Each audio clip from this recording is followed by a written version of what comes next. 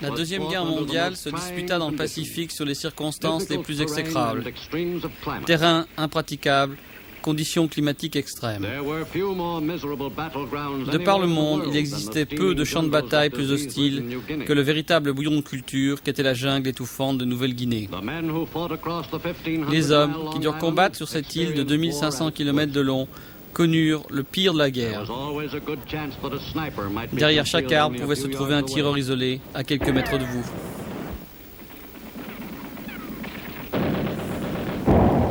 En Nouvelle-Guinée, les soldats alliés ne pouvaient jamais être certains de la position de l'ennemi.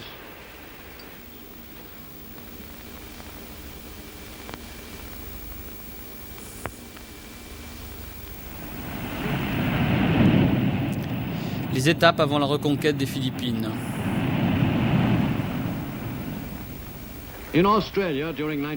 En Australie, en 1942 et 1943, l'énergie de tous était concentrée sur la reconquête des territoires perdus. Dans ce but, une série de campagnes serait menée sous le commandement suprême du général Douglas MacArthur. À mon arrivée ici, j'ai fait cette promesse au peuple philippin.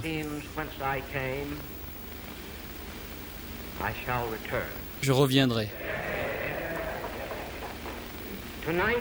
Ce soir, je le répète, je reviendrai. Rien ne peut être plus certain que la reconquête et la libération de ce pays et des territoires proches. Fin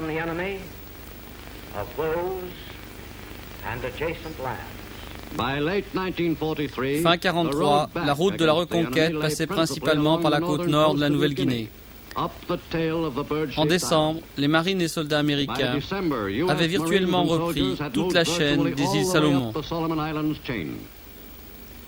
Plus à l'ouest, les forces américaines et australiennes passèrent à l'attaque dans le secteur de l'archipel de Bismarck.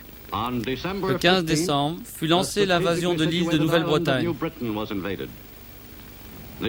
L'assaut fut conduit par le 112e régiment de cavalerie, fort de 1700 hommes. La force d'intervention fut attaquée par plus de 30 avions japonais.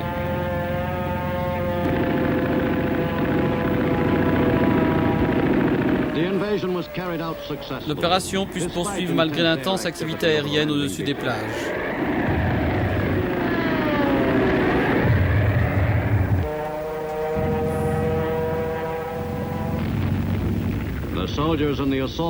Les soldats ne s'attendaient pas à une telle opposition avant même d'avoir atteint la plage.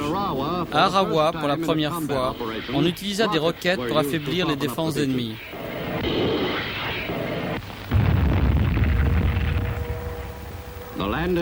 Le débarquement s'opéra malgré les incessantes attaques aériennes.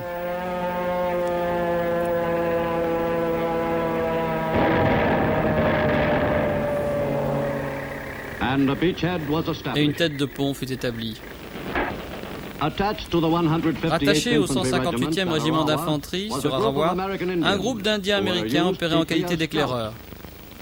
Repérer les concentrations de troupes ennemies était devenu la spécialité de ces éclaireurs sur de nombreux théâtres d'opérations du Pacifique. Les officiers d'infanterie appréciaient énormément l'efficacité de ces hommes lors de leur mission de reconnaissance.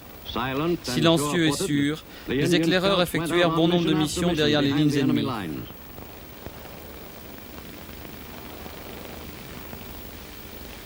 Dans cette guerre qui faisait appel à la ruse et à l'art de la dissimulation, les Indiens battaient l'ennemi à son propre jeu.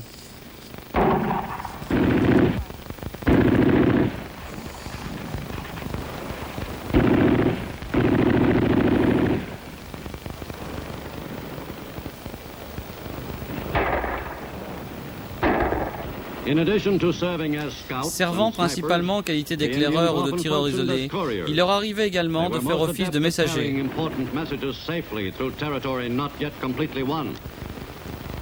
Ils n'avaient pas leur pareil pour acheminer des messages importants dans les territoires hostiles. Dans le Pacifique Sud et Sud-Ouest, un autre groupe d'hommes, qu'on appelait les observateurs côtiers, joua également un grand rôle.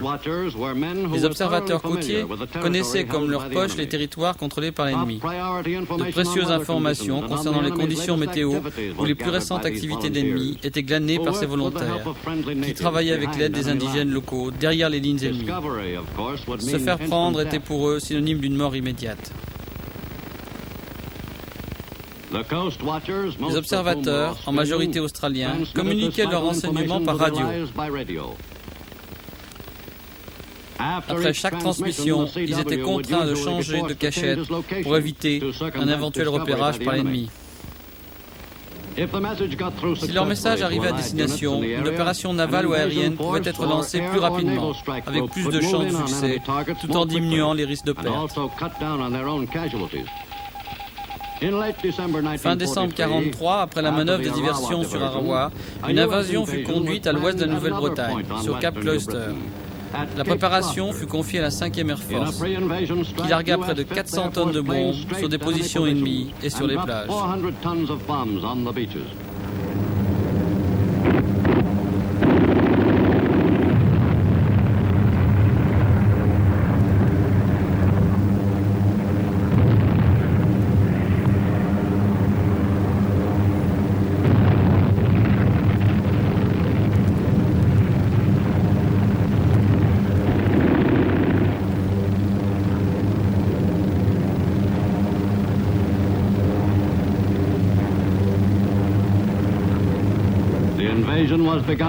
L'opération débuta le lendemain de Noël 1943. Les troupes étaient celles de la première division de marine. La plupart de ces hommes étaient des vétérans de la longue et sanglante campagne menée à Guadalcanal. Sous le commandement du général William Roperdos, les hommes ne perdirent pas une seconde pour déclencher l'assaut. L'attaque de Cap Cloister fut menée avec succès selon le plan prévu.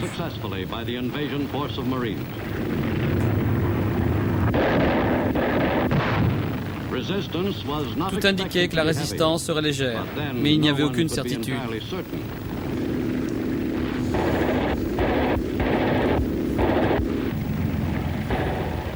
Le débarquement principal s'effectua sur la côte est de Cap Cloister. Les défenses avaient été considérablement affaiblies par les bombardements et l'ennemi résistait mollement, ce qui était une première pour les Marines en 1943 dans le Pacifique. Après l'établissement d'une tête de pont, les chars furent débarqués et la progression vers le terrain d'aviation put commencer. Pour une fois que la résistance ennemie n'était pas particulièrement coriace, c'était la boue qui freinait l'avance des Marines. Mais les hommes, progressant conjointement avec les tanks, gagnaient du terrain. Les équipages des chars, si adroits dans cette jungle épaisse, méritaient les louanges des soldats. Toutes sortes d'armes furent employées pour déloger l'ennemi.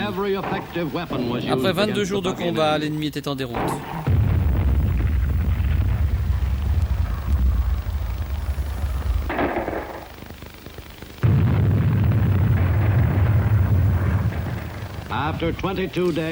Les Marines anéantirent les derniers groupes d'ennemis qui n'avaient pas pu se replier sur Rabaul.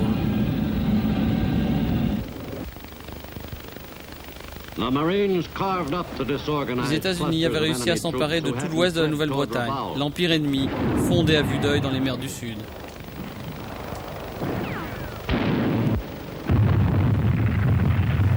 The U.S. had succeeded to complete control of western New Britain. The enemy was fast losing his South Seas empire.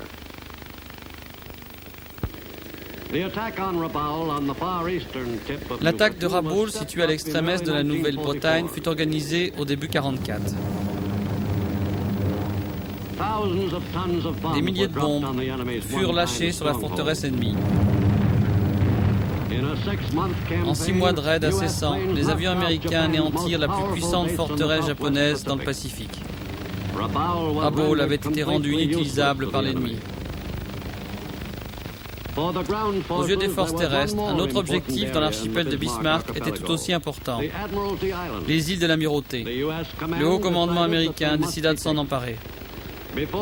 Avant l'invasion proprement dite, un groupe de reconnaissance fut envoyé sur Los Negros pour évaluer les forces ennemies. Pendant 24 heures, ils explorèrent l'endroit et découvrirent que, semblant abandonnée, l'île était en fait très fortement défendue. Il fut décidé d'envahir Los Negros en premier, puis Manus, l'île la plus importante.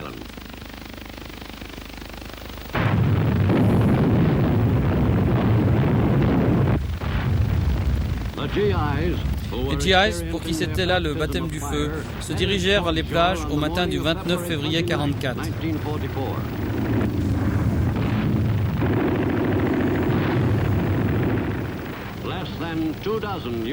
Une vingtaine d'avions américains seulement vinrent en renfort, ceci à cause du mauvais temps. Les soldats savaient que la résistance ennemie serait sévère. La plupart des GIs réussirent à débarquer, mais une fois sur l'île, ils se retrouvèrent au milieu d'une bataille acharnée.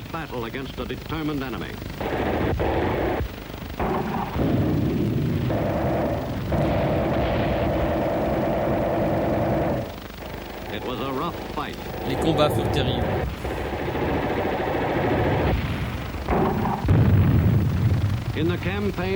Lors de cette campagne des îles de l'Amirauté, 1200 soldats américains furent blessés.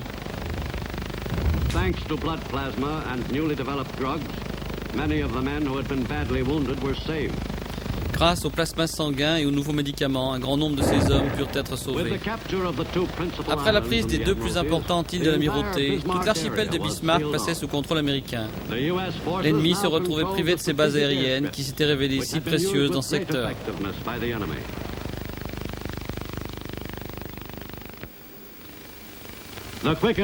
Une offensive rapide en Nouvelle-Guinée nécessitait l'emploi de toutes les troupes disponibles. Le général Frederick Irvine engagea la 24e division d'infanterie dans cette campagne. Vous allez être embarqués dans une grande aventure, probablement la plus grande aventure de votre vie.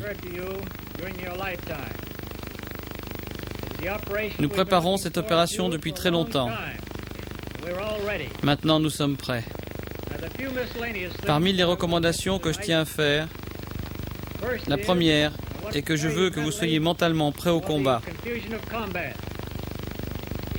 Si vous restez discret, les Japonais ne sauront rien de vous. Mais ouvrir le feu équivaut à dire « je suis ici ». En même temps, vous avez peu de chances de tuer un ennemi dans le noir.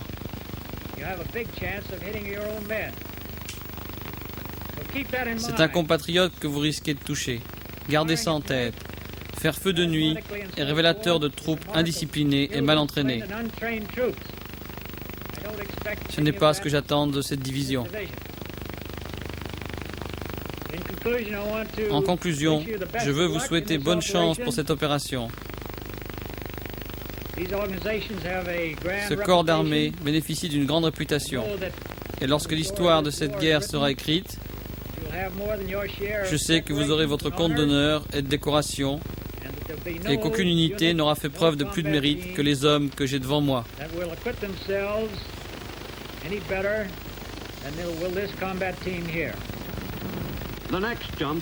Le premier saut de puce sur la côte nord de Nouvelle-Guinée désignait Aitapé à 650 km à l'ouest des positions ennemies. La force d'intervention était très puissante. La plus importante flotte jamais employée en soutien d'un débarquement dans le Pacifique Sud accompagnait les 22 500 hommes. La plupart des hommes participant à l'assaut contre Aitapé avaient mené les premières campagnes de Nouvelle-Guinée, comme par exemple les soldats du 163e régiment d'infanterie.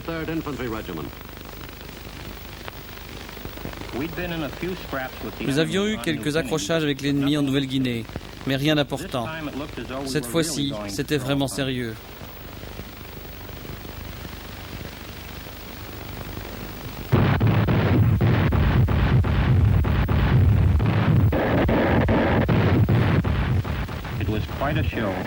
Ce fut du grand spectacle.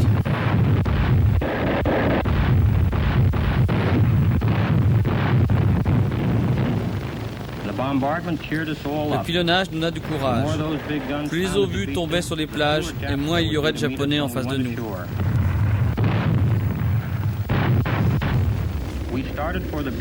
L'invasion fut déclenchée peu après l'aube. Nous étions tous un peu nerveux et la mère agilité n'était pas à nous remettre l'estomac à l'endroit. Même après plusieurs débarquements, on ne peut s'empêcher d'avoir les nerfs tendus juste avant la bataille. Dès que les combats commencent sur la plage, la tension disparaît car on est trop occupé pour avoir le temps d'être nerveux.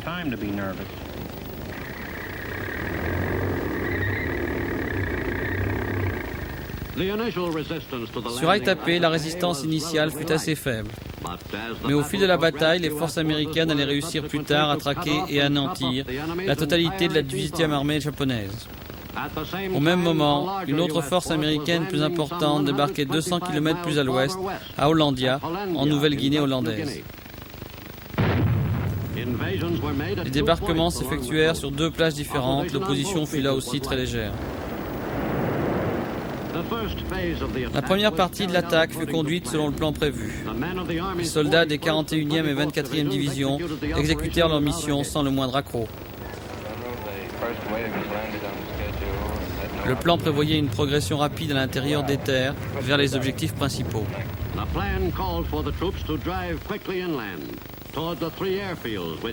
Les 3 pistes d'atterrissage. Dans le nord de la Nouvelle-Guinée, les soldats avaient à faire face à de sérieux problèmes de déplacement. Ici et là, les GIs rencontraient l'ennemi. Mais ils ne furent jamais un réel obstacle. Après avoir effectué leur jonction, les 2 forces s'emparèrent des pistes dans le secteur de Santani après 5 jours de combat. Mais il fut rapidement évident que celles-ci ne seraient jamais des bases majeures à cause de leur terrain marécageux.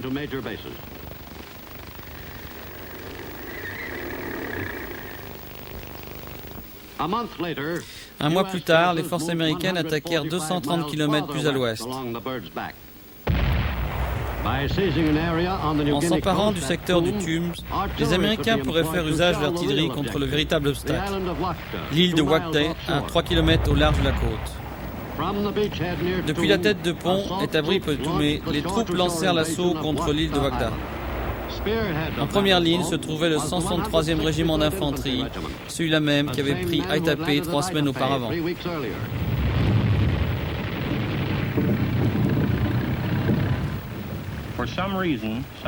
Nous reçûmes l'ordre de nous emparer de l'île de Wakdai, probablement pour son terrain d'aviation, plus opérationnel que nos dernières prises.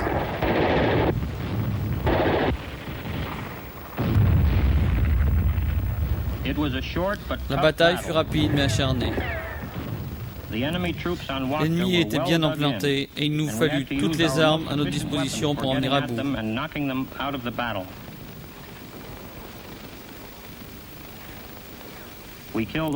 Nous avons tué presque 800 soldats ennemis pendant les 2 jours de combat. 8 jours plus tard, les soldats américains débarquaient à Biak, dans la baie de Kelwing, 300 km plus à l'ouest. Juste avant l'invasion, les bateaux lance-roquettes passèrent à l'action. Les roquettes s'étaient avérées plus efficaces qu'un canonnage traditionnel dans les dernières minutes précédant un débarquement.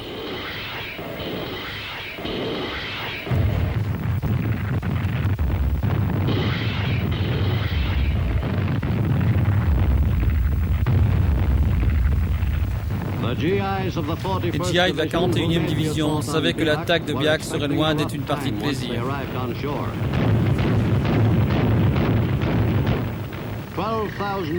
12 000 hommes débarquèrent dès le premier jour. 12 tanks également furent débarqués durant ces 10 jours. La bataille de Biak commença réellement après que les troupes américaines eurent affermi leur position. Les tanks Sherman jouèrent un rôle déterminant dans cette bataille rangée.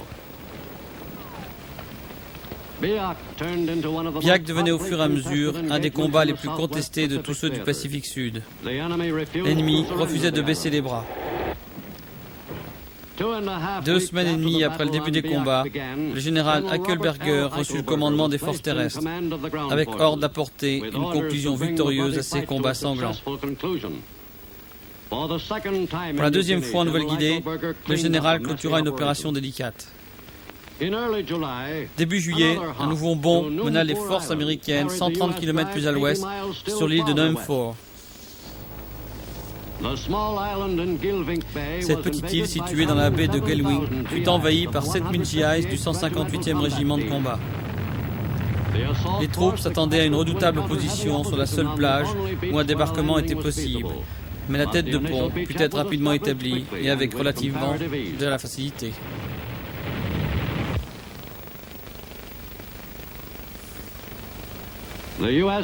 Les troupes américaines à New Fort étaient 3 à 4 fois supérieures en nombre à celles de l'ennemi. Une fois encore, les GI s'étaient préparés pour une campagne difficile, mais le haut commandement avait surestimé les forces ennemies sur place.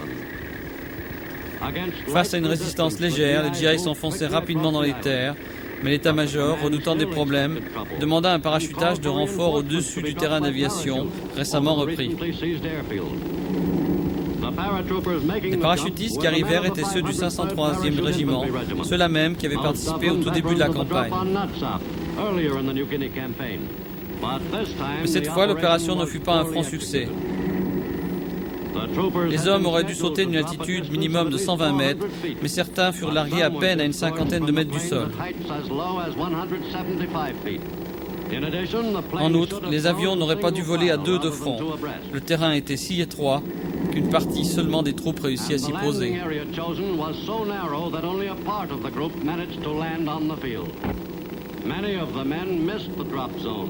De nombreux parachutistes manquèrent le terrain, parfois assez largement. Des 739 hommes qui sautèrent à New Fort, presque 10% d'entre eux furent blessés, sans que l'ennemi n'y soit pour rien. Néanmoins, après 5 jours, les 3 pistes d'atterrissage de New Fort étaient tombées aux mains américaines et le reste de l'île était nettoyé peu à peu. Mais New Fort était en aucun cas l'objectif final de cette campagne. Fin juillet, un nouveau bond mena les forces américaines jusqu'à sans apport à l'extrémité de la Nouvelle-Guinée. Le débarquement s'effectua sans aucune opposition, mais les 20 000 GI de la 6e division ne voulaient rien laisser au hasard. Cette invasion s'effectua face à un ennemi qui était en train d'évacuer le périmètre. Les forces américaines avaient réussi leur progression tout du long des 2500 km de la Nouvelle-Guinée. À la mi-septembre, les soldats américains envahirent l'île de Morotai dans l'archipel des Moluques, située entre la Nouvelle-Guinée et les Philippines. Cet assaut concluait victorieusement la campagne de Nouvelle-Guinée. Expérience inoubliable pour les soldats qui combattirent là-bas, du simple soldat jusqu'au général lui-même.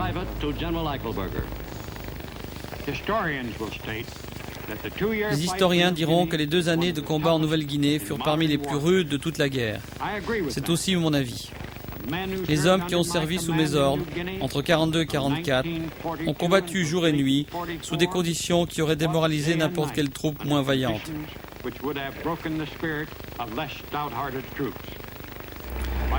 Lutter sur ce type de terrain, sous cet abominable climat, et face à un ennemi aussi habile que les Japonais n'étaient déjà pas rien, mais les maladies tropicales, malaria, dengue, typhus et autres, apportèrent la touche finale. La victoire obtenue sur cette île capitale après 20 mois de combats acharnés est la preuve évidente des mérites du soldat américain. Je dois exprimer ma gratitude envers des hommes de la marine et de l'aviation, et je dois dire qu'autant pour les États-Unis que l'Australie, la campagne de Nouvelle-Guinée fut une affaire de fantassins. Et grâce à nos victoires en Nouvelle-Guinée, l'invasion des Philippines devenait possible. Alors que les Alliés progressaient par bonds successifs, les forces amphibies américaines procédaient de la même manière dans le Pacifique centre. Les îles Mariannes étaient le principal objectif stratégique en ce mois de juin 1944. La formidable bataille de Tarawa en novembre 1943 avait éveillé la conscience du peuple américain sur le coût de la guerre contre le Japon. Si Tarawa avait été une victoire obtenue à grand prix, l'expérience acquise là-bas devrait sauver la vie de milliers de soldats américains lors de futurs combats dans le Pacifique. En janvier 1944, l'invasion des îles Marshall fut décidée, une invasion dont le succès dépendrait en grande part des leçons tirées de la bataille de Tarawa.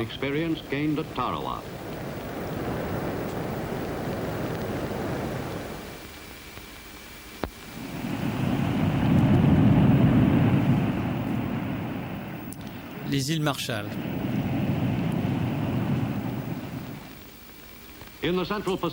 Dans le Pacifique centre, les îles Marshall constituaient un véritable rempart s'opposant à la progression américaine. Cette poussée à l'ouest ne pourrait être poursuivie qu'après la chute de plusieurs îles offrant une position stratégique. Hawaï, l'amiral Nimitz, commandant en chef de la flotte du Pacifique, ainsi que tout son état-major, semblait très concerné par les préparatifs de l'assaut contre les îles Marshall.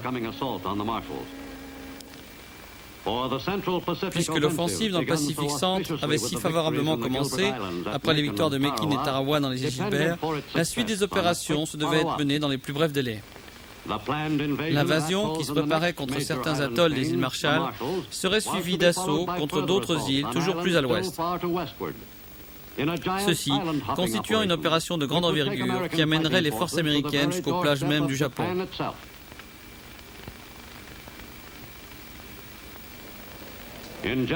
En janvier 1944, le haut commandement du Pacifique centre mettait la dernière main aux préparatifs de l'invasion capitale contre les îles Marshall.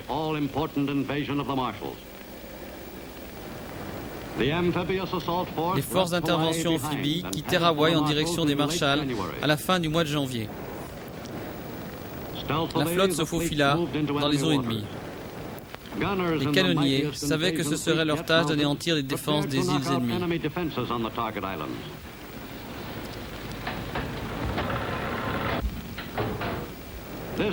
Cette fois-ci, le pilonnage de la marine ne serait plus jugé insuffisant. Le 29 janvier, les navires ouvrirent le feu sur l'atoll de Kwajalein.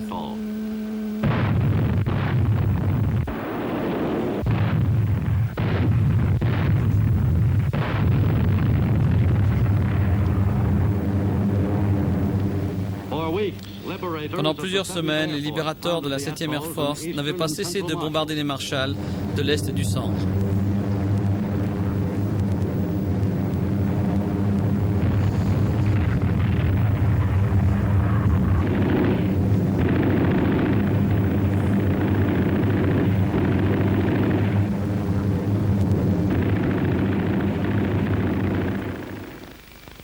À Kwajalein, le plus grand atoll corallien, les objectifs consistaient en 3 petites îles.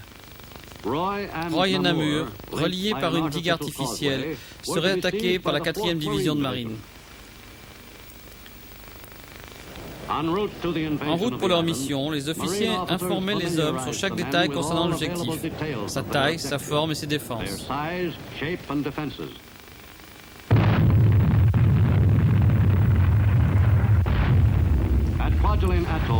L'attaque serait le baptême du feu pour les hommes de la 4e division. La plupart d'entre eux sortaient à peine des camps d'entraînement aux États-Unis.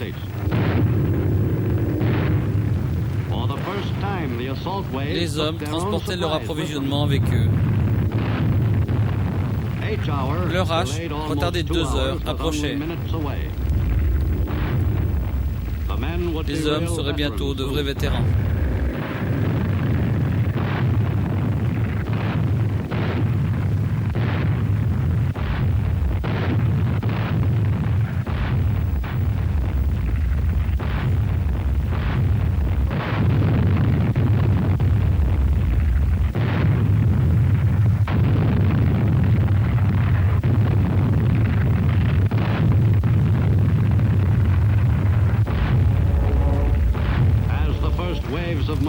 Alors que les premières vagues de Marines approchaient des plages, l'aviation portait une dernière attaque. Les hommes s'attendaient à un nouveau Tarawa. Les troupes américaines envahissaient pour la première fois une possession japonaise d'avant-guerre et savaient que l'ennemi ne la céderait pas facilement.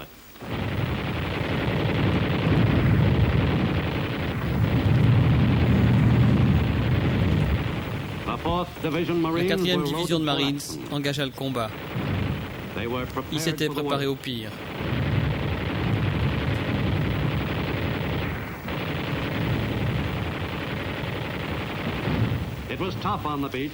La lutte sur la plage fut rude, mais moins qu'à Tarawa. Bien que la résistance ennemie fût moins tenace que prévu, rien n'était gagné pour autant. Les positions étaient loin d'être sûres.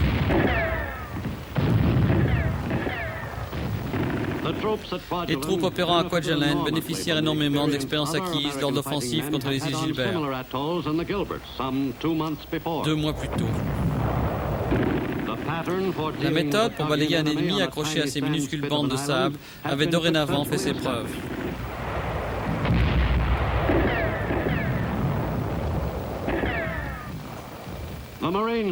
Les Marines prirent toutes les précautions nécessaires pour combattre les défenseurs fanatiques de Roy et Namur.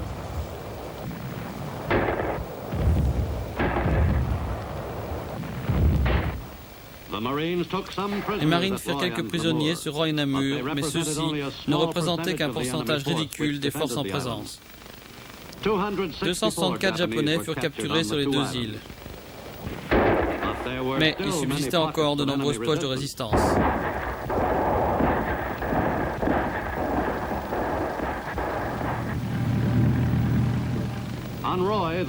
Sur Roy, l'objectif principal était la piste d'atterrissage. S'en emparer ne fut pas chose facile. Pendant toute l'après-midi, la bataille fit rage.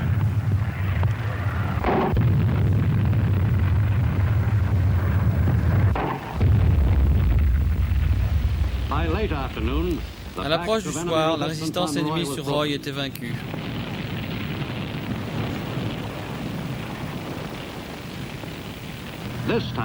Cette fois-ci, le bombardement naval et aérien avait accompli un travail considérable. Le terrain d'aviation de Roy fut pris l'après-midi du jour J. Celui-ci avait été une base importante pour les avions ennemis. Un bon nombre d'appareils japonais s'étaient retrouvés incapables de quitter l'île, ayant été cloués au sol. Namur tomba en début d'après-midi du second jour. Là encore, les solides blocos japonais s'étaient révélés inefficaces sous le bombardement américain.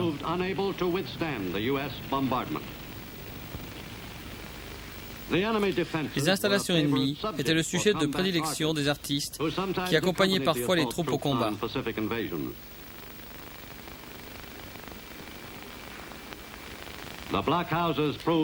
Les blocos fascinaient de la même manière tous les Marines. Le haut commandement ennemi avait ordonné que Roy et Namur soient défendus jusqu'au dernier homme. Le général Holland Smith du corps des Marines, commandant des forces terrestres sur les Marshall, était très satisfait des exploits de la 4e division. Le général fut également très impressionné par le travail effectué par les navires de guerre. Lors d'autres opérations, il avait jugé insuffisant leur canonnage. Mais à Kwajalein, il dut reconnaître que la marine avait été le parfait complément de ses hommes de troupe. La garnison japonaise de Roy Namur n'avait jamais cru possible que leur forteresse puisse tomber aux mains de l'ennemi. Après la bataille, les marines eurent tout loisir d'examiner les souvenirs qu'ils avaient rassemblés. Les plus précieux parmi ceux-ci étaient les sabres de samouraï, habituellement portés par les officiers ennemis de haut rang. Il y avait également une véritable fortune en argent japonais, mais sans aucun moyen de pouvoir le dépenser. Les hommes qui avaient effectué l'assaut pouvaient ôter leurs chaussures pour la première fois depuis leur présence sur l'île. La vie reprenait ses droits. Avec cette victoire, les forces américaines avaient franchi une nouvelle étape sur la route de Tokyo. Beaucoup d'hommes qui avaient contribué à ce nouveau pas en avant n'iraient jamais plus loin. Chaque fois que c'était possible, l'identification des victimes était effectuée par la section d'enregistrement des sépultures de la 4e division de marine.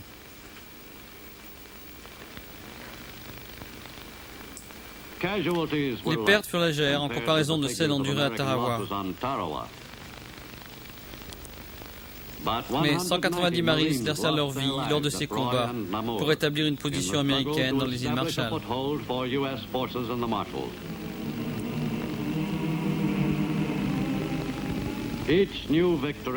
Chaque nouvelle avancée dans le Pacifique était ponctuée par une cérémonie funèbre et par la consécration d'un bout de terrain à des milliers de kilomètres de la terre natale.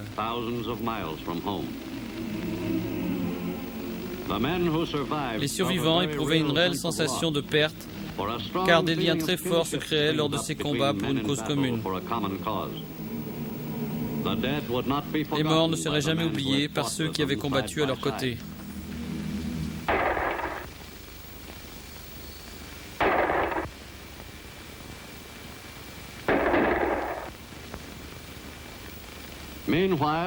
Pendant ce temps, la 7e division d'infanterie faisait face à l'ennemi au sud de l'atoll de Kwajalein.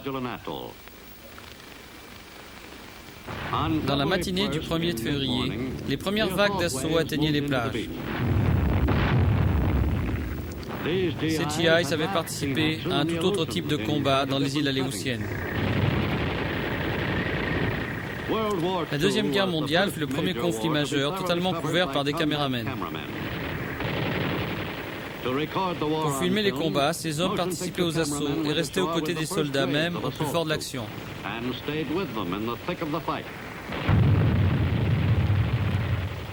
La 7e division de GIs pénétra à l'intérieur de l'île face à une opposition dispersée. Durant ce premier jour, les pertes ne furent pas très élevées. Moins de 70 hommes furent blessés.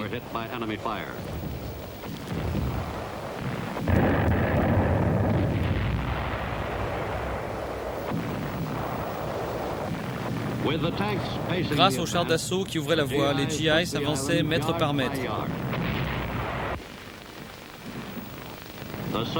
Les soldats progressaient face à une résistance croissante.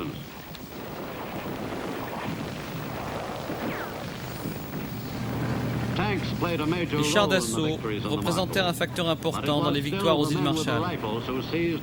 Mais comme toujours, c'était aux hommes que revenait la majeure partie du travail.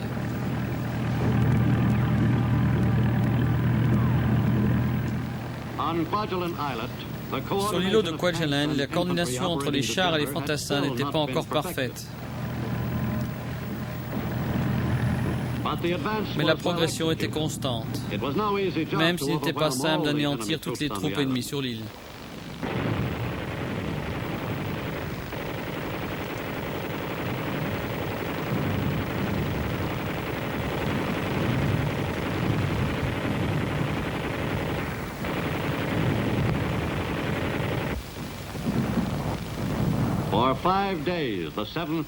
Pendant 5 jours, la 7e division de GIs se battit furieusement.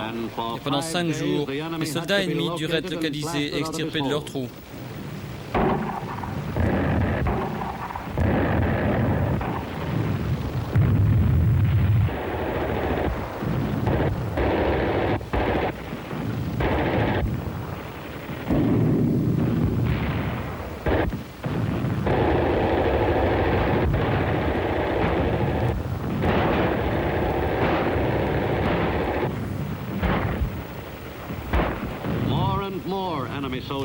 La détermination des GIs vint à bout d'un grand nombre de soldats ennemis.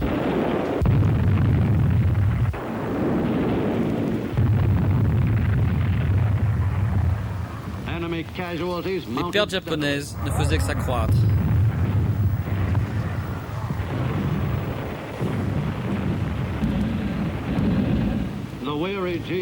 Bien qu'épuisés, les GI ne relâchèrent pas leur attaque.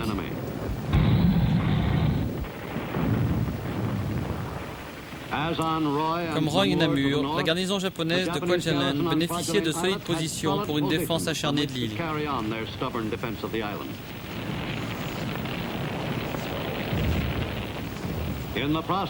Au cours de l'offensive pour s'emparer de l'îlot, 1214 soldats américains furent touchés. La faiblesse de ce chiffre est directement liée à la formidable préparation effectuée conjointement par l'armée et la marine. Le 5 février, l'îlot de Kwajalein était pris. Après un combat désespéré, 170 soldats japonais se rendirent. Ils étaient les seuls survivants d'une garnison de 4000 hommes.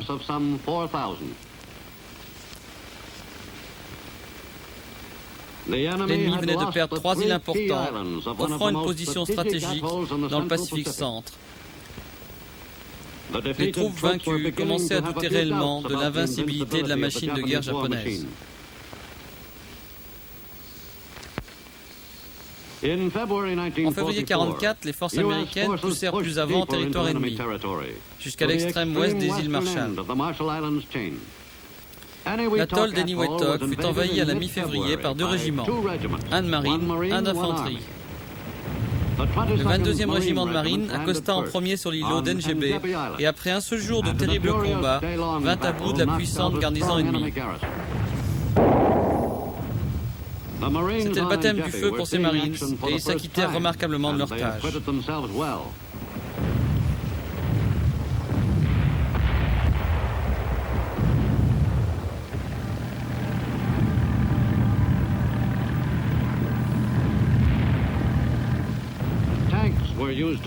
Les chars d'assaut participèrent une nouvelle fois à l'action sur Ngebe.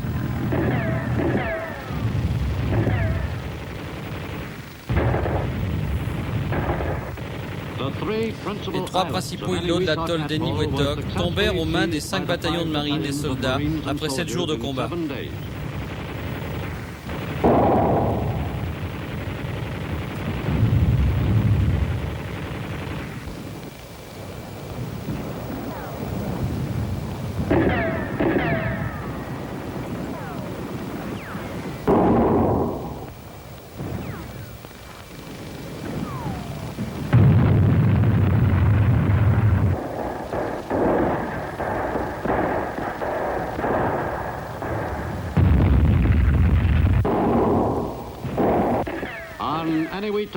Sur l'îlot d'Eniwetok, les troupes américaines balayèrent la résistance ennemie, mais accusèrent des pertes. La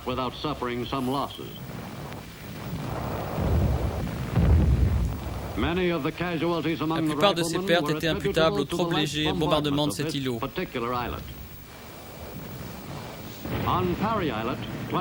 Sur l'îlot de Perry, le 22e régiment de marine livra un combat similaire à celui d'Ngebe, excepté une résistance ennemie un peu plus coriace.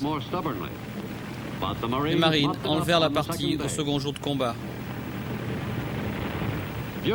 Alors que la bataille se poursuivait sur les principaux îlots de l'atoll d'Eniwetok, la remise en état des pistes d'atterrissage allait bon train sous la conduite des hommes du génie de la marine que l'on surnommait les abeilles de la mer.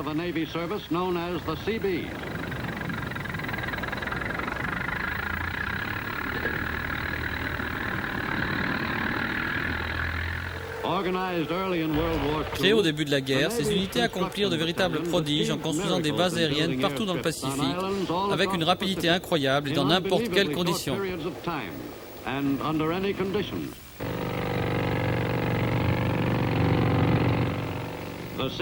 Les abeilles de la mer ne perdaient jamais une seconde. Ils travaillaient avec une rapidité inimaginable.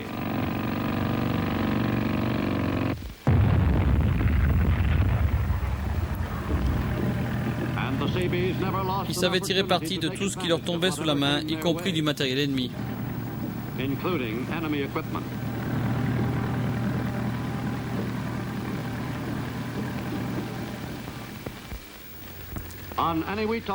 Sur l'atoll d'Eniwetok, une base capable d'accueillir 4 escadrilles de chasseurs fut rapidement construite.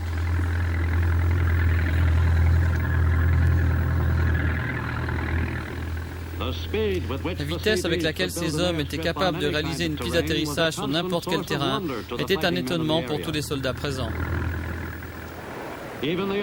L'armée elle-même était impressionnée par leur réalisation.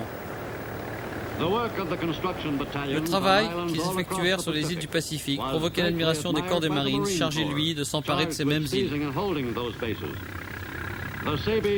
La plus importante de leur attribution était la construction et la réparation des pistes d'atterrissage. De leur rapidité dépendait la rapidité de la progression américaine vers le Japon.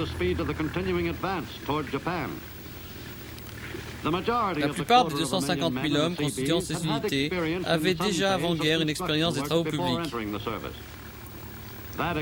Cette expérience se révéla très précieuse pour les forces américaines. Mais même les plus compétents eurent à affronter des problèmes totalement nouveaux sur ces îles.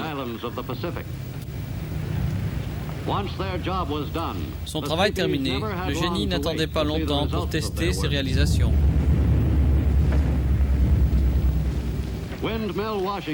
La machine à laver fonctionnait grâce au vent et était partout présente là où le génie travaillait, preuve du large éventail de compétences de ces unités.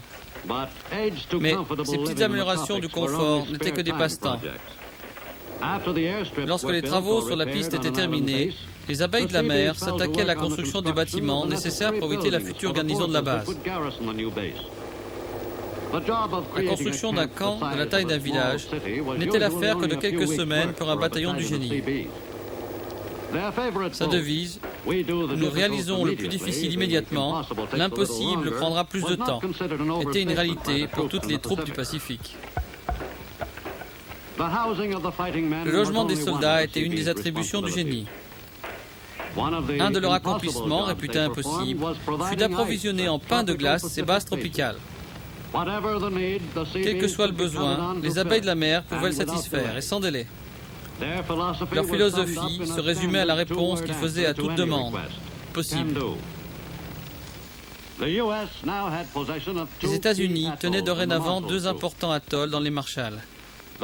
Ces 2 victoires éclairs sur des îles sablonneuses modifièrent considérablement la carte des positions pour les 2 principales puissances en présence dans le Pacifique. Depuis les îles Marshall, l'US Air Force se retrouvait en excellente position pour mener des raids contre les îles Carolines et plus spécialement contre la puissante base ennemie de Truk.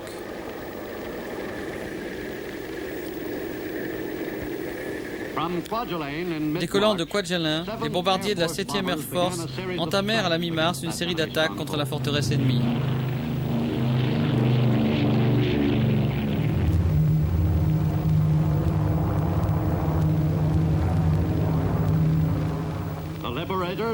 Les bombardiers libérateurs effectuaient le vol aller-retour de Kwajalein à Truk en moins de 9 heures, si le temps était favorable.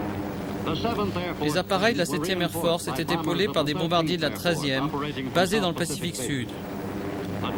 Le groupe d'îles, nommé Truk, était la base la plus fortifiée située entre le territoire japonais et les positions américaines. La légende concernant l'invincibilité de Truk n'avait plus longtemps à vivre.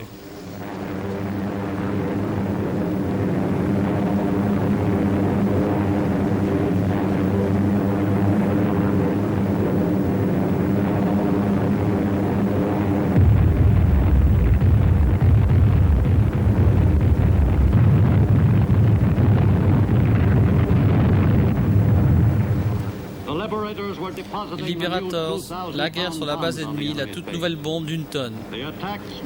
Ces attaques furent couronnées de succès. En moins de 4 mois, la forteresse de Truk était devenue inutilisable par l'ennemi.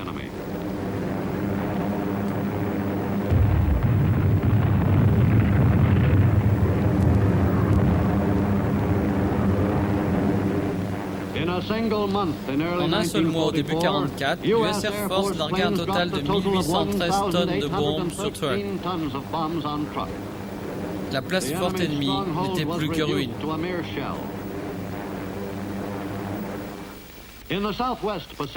Dans le Pacifique Sud-Ouest, à la fin de 1943, les forces américaines se concentrèrent sur l'archipel de Bismarck et sur la côte nord de la Nouvelle-Guinée. Étape logique qui devrait mener à nouveau jusqu'aux Philippines.